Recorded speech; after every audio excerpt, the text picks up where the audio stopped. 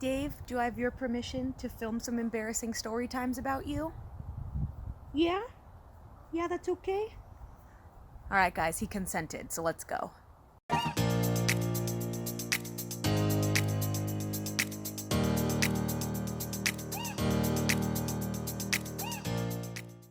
Hi everyone, welcome back to my channel, or welcome to my channel if this is the first time you're seeing my face. My name is Jacy and I like to do story times and story time snippets, which are basically just mini story times all compiled within the same theme.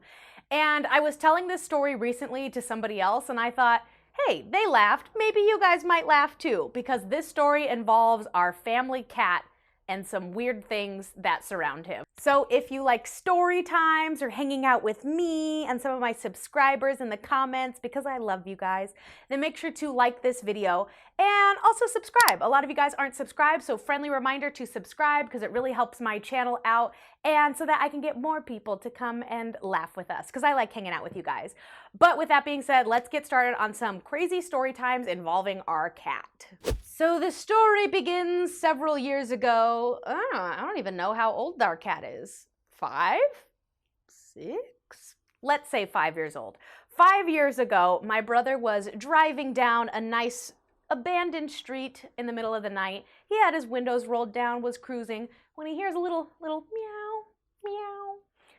And what does he see off to the side of the road is a tiny, bright white kitten, all scratched up on the face, just meowing at him. He opens his door, runs out, grabs the kitten, brings him back. So sure enough, he brings the cat home and goes, hey mom, we have a cat now. I saved a cat. And my family is very much one of those families where we take in animals where we can and where it's feasible. And this was no exception, where we saw a little baby kitten in need. And so we saved him. So here we are thinking, oh my gosh, we got this adorable little kitten. I can't wait to have a new little pet in the house. We had 2 dogs. They got along right away and we're like, nice, we get to have a nice, cute little kitten. So we're looking at this little snowball, this little snowman of a cat, this tiny little glass of milk. And what does my brother name him? Dave. So our cat's name is Dave. And as Dave grew up, got older, and found his way in our little family, he became a dick of a cat. Basically, a pet is supposed to be a companion, and if I were grading Dave on being a companion, he's basically as useless as a pogo stick in quicksand, because he is more like a roommate. He is completely indifferent to you, almost kind of mean to you. So Dave would kind of just wander around the house. He wouldn't really let you touch him. He wouldn't give cuddles. He would just kind of yell at you when he was hungry. But he was definitely my brother's cat. He was very affectionate with my brother and was attached to him and was almost just so loyal to my brother that he had no love left to spare for the rest of the family. So that's just kind of a little bit of background on Dave, on our cat, and who these story times are going to be about. So our first story time snippet is actually taking place a year and a half ago during the lockdown. So during this time, I was still living at home with my parents, and so was my brother. But kind of at the beginning of lockdown, my brother actually moved to LA, and I was shortly behind him, but this was in that interim period where I was the only kid left in the house. So once my brother left, I kind of started to notice a little change in Dave because he was starting to get a little bit more attached to me. Probably because, you know, he had only a finite amount of love and he was like, well, I need to disperse this affection somehow, so I guess you'll do. So he selected me to be the next recipient of his very limited affection. So we're living at home, you know, it's lockdown, and Dave's kind of just like following me around the house a little bit. And I'm like, okay, this is different. You know, I'd still go to pet him and he'd be like, no, no, no. Just look at me, don't touch me. I was like, all right, Dave, all right, Dave. And then at nighttime, when I would go to bed, I usually would keep my door open because we have other dogs that would kind of go in and out. But I started closing it because my mom stays up late watching James Corden, and I didn't want to hear carpool karaoke all the way from downstairs. So I started closing my door, but I would hear little baby scratches. And I'm like, is that Dave? So I'd open my door and he'd hop up on the bed. And I'd be like, oh, come into cuddles? And he'd say, no, no, no. I'm just gonna be at the foot of the bed. Just go to sleep. Just don't mind me. I'm just gonna feel your warmth of your feet. Gross.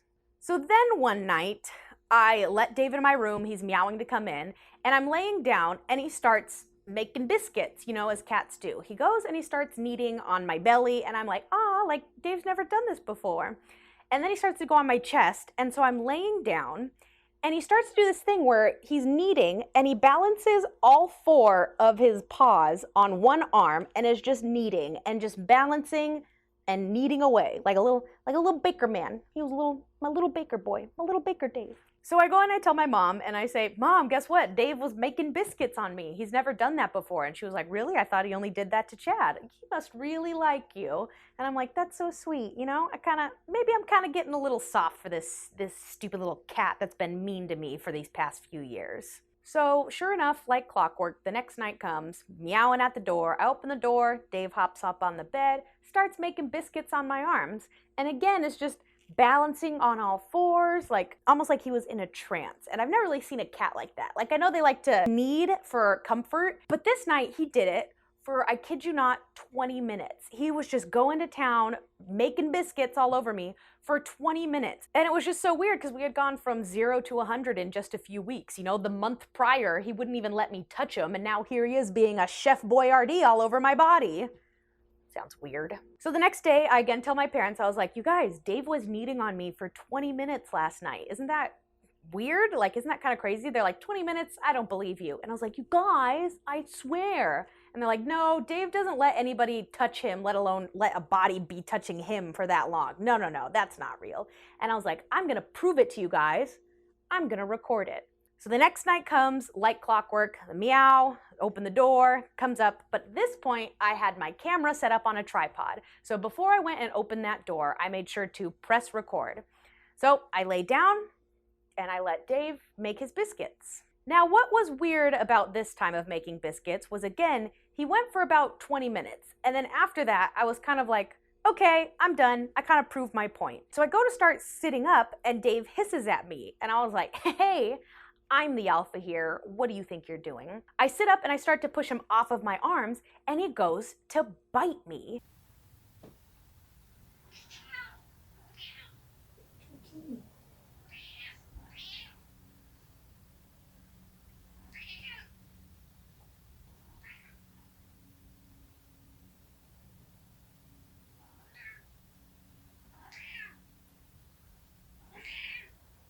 Hey! Hey! No. No. No. You're done. No. Come on, we're done. And now this is not an aggressive cat. He's not a scratcher or a biter or a hisser. So I was kind of like, okay, Dave, get off me. What are you doing? That was weird. And I just thought it was really odd because he had just gotten so in the zone of kneading that I was like, that was kind of weird. I don't know about that. So the next night comes, repeat. He's on my arms for probably about 5 minutes and I go to kick him off. And again, he gets possessive. He gets angry and he yells at me like, I'm not done. Sit your ass down while I make my biscuits. And that's when I thought, cats don't do that. Cats need for comfort when they feel safe and when they feel secure. But Dave had gotten very possessive and very mean, where I started to realize, you're not doing it to get close to me. I am just a vehicle for something weird that's going on. So I go and I give it a goog and I look up, what is my cat doing? Like, what does it actually mean when he's kneading on my arms for 20 minutes, trying to balance on my arms, and yells at me when I make him stop? Dave was masturbating on me. So yeah, according to some very trustworthy sites, a lot of vet sites, it said that yes, indeed, cats do need for comfort, but some do it to pleasure themselves. And now I was kind of like, oh no, was Dave jacking off on my arms this whole time? Yes, he was. Now, I went and I looked back at the footage of that 20-minute long video that I had recorded, and sure enough, there was some thrusting of the hips going on. There was a trance-like state, which they said is what makes it different from just needing for comfort. And because Dave is fixed, he is not able to bring himself to completion, but he still does have that urge, and it is an urge that is totally natural. It does happen in a lot of cats, but that is how he deals with it, by balancing and clenching, making his body really tense. And Kneading to town on my own human body. So the best part about this was next time I saw my brother, I said, hey Chad. So like Dave's been kind of getting a little bit of attached to me since you left. Would he just kind of like knead on you? And he'd be like, oh yeah, isn't it so sweet? I'd be like, how long would he like do it on you? And he would be like, oh, like 20 minutes sometimes. Like it was kind of like our bonding time. Huh, yeah, that's real sweet. Actually, fun fact, Google.com says he's choking the chicken right on your chest. So have fun with that trauma. And Chad is just like, oh.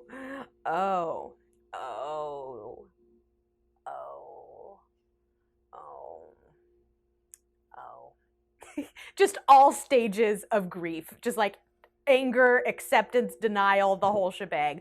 So since then, my family kind of had to collectively agree to not let Dave do that on us, because while it is a natural thing and you should kind of let them do that, if it's happening on you, you know, maybe don't. But also because he would get kind of mean and possessive, and we don't want to encourage that kind of behavior or let him know that that's okay, or kind of get to the point where he would get possessive and angry. So just if you have cats and they're doing that, just keep an eye on maybe how their hips are moving, if they get into that trans-like state, because it's not for all cats. It's not when all cats need. It was just in this specific case. That is what Dave, the little pervert, was doing. So that is snippet number 1 about this silly, silly cat of ours.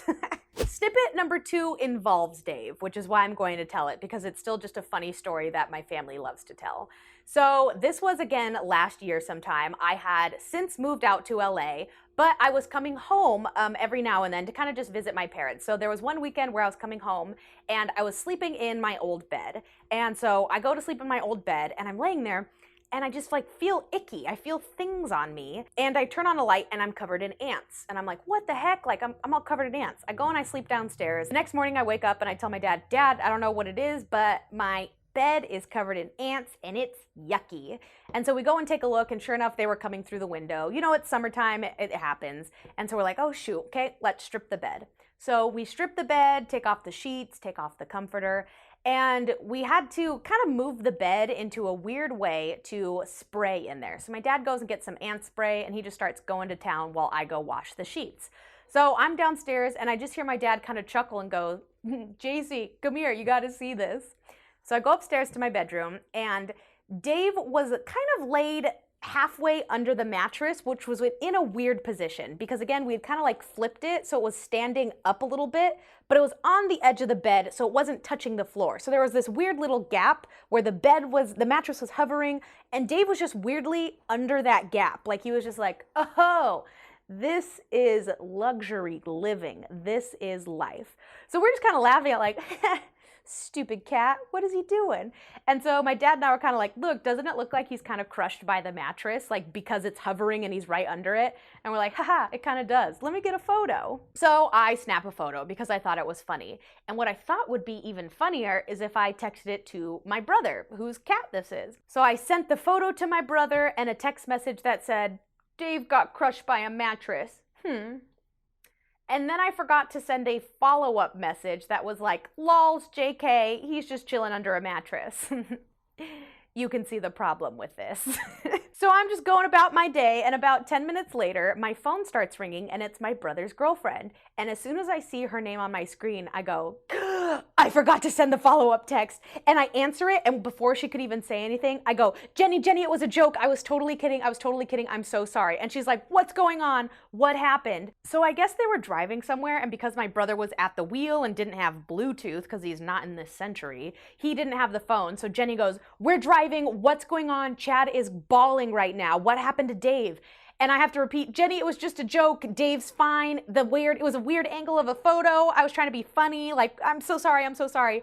And she's just like, so nothing's wrong? And I was like, no, Jenny, I am so sorry. And she's just like, Chad is devastated. Are you sure nothing's wrong? And I'd have to be like, I'm so sorry. It was a bad joke, but also I didn't think that they would take it seriously. And so she was just like, okay, yeah, that's fine. She was like, so we don't need to come home or anything? I was like, no, don't come here. Everything's fine. So I think the sad thing with this is that why would my brother think I would text him that?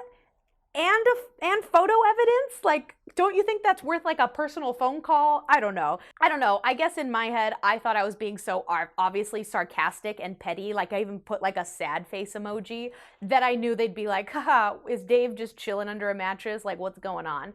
But I mean, it is your cat. And if somebody tells you your cat just got crushed, yeah, you would cry and call and find out what's going on. So that one is absolutely on me. I felt so bad, you guys. I felt so bad. My brother didn't talk to me for like a couple of weeks. I kid you not. And not just because of like he was actively holding a grudge, but like we just hadn't seen each other. But he was definitely not too friendly with me for a little bit. But I did apologize and I did ask for permission to tell this story because he has since gotten over it. Yeah, so I was hanging out with all my cousins recently and I told them this story and they just thought it was so funny because now they just be like, how's Dave? Crushed by any mattresses? I'm like, you guys stop. I still feel kind of bad. But yeah, you know, if your family is texting you that their pet died a very tragic accidental death, you know, maybe reassess how you guys communicate. This lighting is all over the place, but that's okay. We're almost done because snippet number 3 will be a quick one. So with Dave in the house, we have 2 dogs and the dogs need to go in and out of the doggy door, obviously to use the restroom. Dave got trained to do this as well, and he would kind of be an indoor and outdoor cat. So kind of the rules is that he can be outdoors until about 4 or 5 p.m., and then we have to bring him in and put him in my brother's bedroom because if he goes in and out at night, he's more susceptible to coyote or other animal attacks, or he'll just go wandering, whereas like my dogs have to stay in the yard, you know? So Dave was half indoor, half outdoor, and at nighttime he would just go up and stay in his bedroom and repeat the next day. So this story was, again, sometime last year where we were all going back home to visit my parents. This included, you know, myself, my brother, his girlfriend, as well as some extended family, which included my aunt, my uncle, my cousin, and my cousin's new boyfriend. So this was the first time that my cousin's boyfriend was coming to our house to visit. So they arrive, we give them a hug, welcome them to the house, and they're petting the dogs, and my aunt says, "Where's Dave?" And my mom goes, "Oh, he's locked up in his room." And they're like, "Oh, okay." So then they come in, we eat dinner, we play cornhole, some card games, what other family stuff that you do. And again, they ask, "Oh, like, can we see Dave?" And we're like, "Nope, he needs to stay in his room. Like, sorry, you can't see him this time." And they're like, "Okay, we understand." And again, Dave was a shifty cat, you know? If you let him out after a certain time, he'll go and try to like Christopher Columbus the whole neighborhood and try to claim the whole block as his own, even though it's not. But it's nighttime, it's dark. What if he can't find his way home? What if he meets another angry cat or a coyote or something? You know, he glows in the dark. He's bright white. We can't let him out at night. So we were just like, nah, if we let him out, he'll try to escape. So not gonna happen. So they're like, oh, okay, dang, next time. So they leave, and then my aunt tells me the next time she saw me, she goes, "Jacy, the funniest thing, as we were leaving, my cousin's boyfriend, they all get in the car, and he goes, 'So who's Dave and why do they keep him locked up?'" And they all just start dying because they're just like, "Oh my God, Dave's a cat. Dave's a cat." And he was like, "Oh my God, I thought there was like another kid in the house that they keep locked up with no food or water upstairs and no human interaction because he'll try to escape." And I just think it's the funniest thing that's like one of the caveats of naming your pet a human name, that people are going to get real confused when you use phrases like locked in your bedroom. So I just thought that was pretty funny. I also think it's kind of funny too because we're just not great at naming our pets because we have a dog named Daisy, which is like one of the most common names in all of the pet lexicon. We have Dave, which is a human name, and then we have Noodles. So clearly we're not the best at naming our pets in a consistent manner. So that was just a super quick storytime snippets about this silly little cat of ours. Again, I asked Dave for his permission and he said it was okay. So feel free to call him a pervert because he is. But thank you guys so much for watching. Again, if you like videos like this of just hanging out with us and just laughing about more of the tame and mundane things about life, then make sure to subscribe so you can join us along for future videos. And let me know some of the weird things your pets do, because there's a lot of weird things that pets do. Not just cats, not just dogs, but everything. And I'd love to hear those. But I thank you guys so much for watching, and I will see you in my next video. Toodles! And at this point, it was kind of hurt, like he was microdermabrasioning, Michaela